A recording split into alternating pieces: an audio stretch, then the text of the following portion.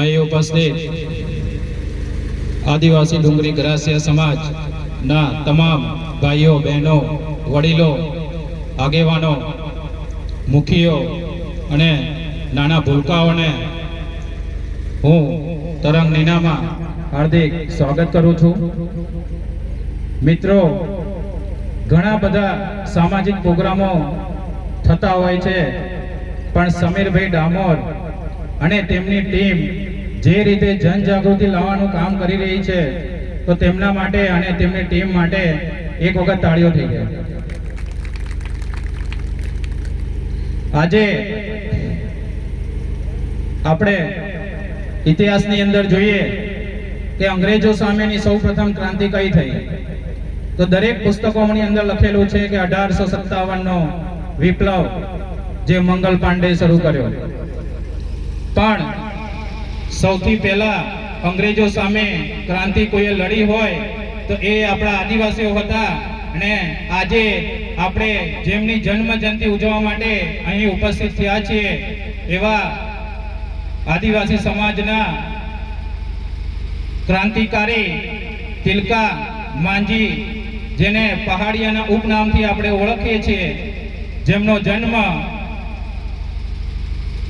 11 ફેબ્રુઆરી 1750 ના રોજ બિહારના સુલતાનગંજની અંદર થયો, જેમણે પોતાનું પૂરું જીવન અંગ્રેજો સામે લડવા માટે સમર્પિત કરી દીધું। અને એમણે 1778 ની અંદર રામગઢ જે અંગ્રેજી કેમ્પ હતો તેના ઉપરથી અંગ્રેજોને ભગાડ્યા અને અંગ્રેજ સરકારની નાક નીચે દમ લાવી દીધો। એમણે 1784 ની અંદર અંગ્રેજ અધિકારી ક્લીવલેન્ડને પોતાના તીરથી વીંધીને એમણે અંગ્રેજ સરકારની અંદર ડર ઊભો કર્યો અને આપણું જળ જંગલ જમીન બચાવવા માટે તેમણે પોતાની જિંદગી અર્પણ કરી દીધી।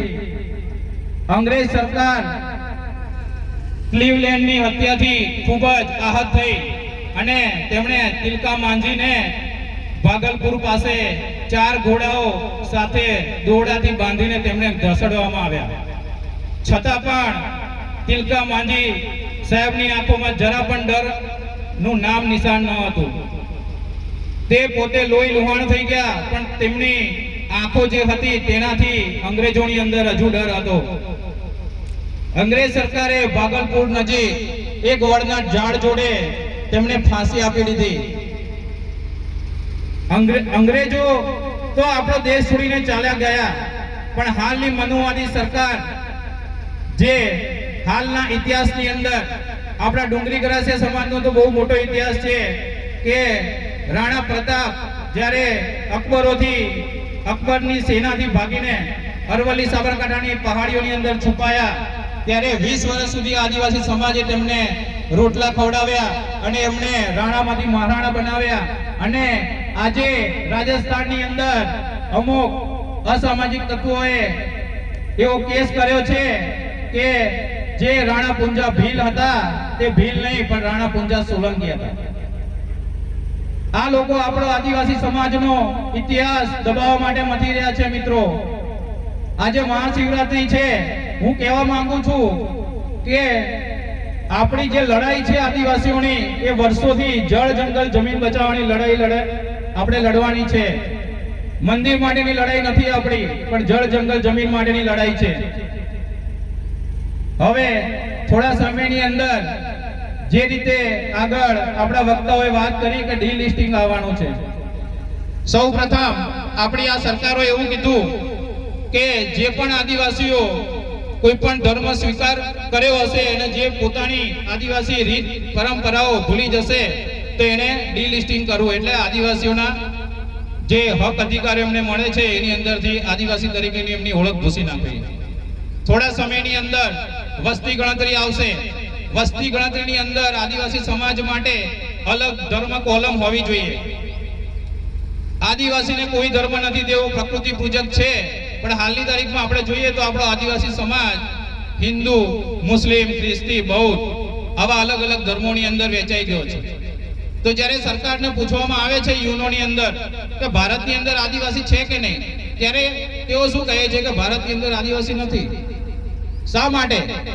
કેમ કે આપણી ગણતરી, આદિવાસીઓની ગણતરી ક્યાંક ને ક્યાંક હિન્દુ ધર્મમાં થઈ ગઈ, અડધાની ક્રિશ્ચિયન ધર્મમાં થઈ ગઈ, અડધાની બૌદ્ધ ધર્મમાં થઈ ગઈ, અડધાની મુસ્લિમ ધર્મમાં થઈ ગઈ. તો આદિવાસીઓ છે ક્યાં? આપણે કુંડોલ પાલ મસોદા જાંજરી વાળો મુદ્દો જોયો તે સરકારે આ 3 ગામો ના નીચે નિકલ, ક્રોમિયમ જેવી ધાતુઓ મળી છે તેમ કરીને ગામો ખાલી કરવા માટે આદેશ આપ્યો.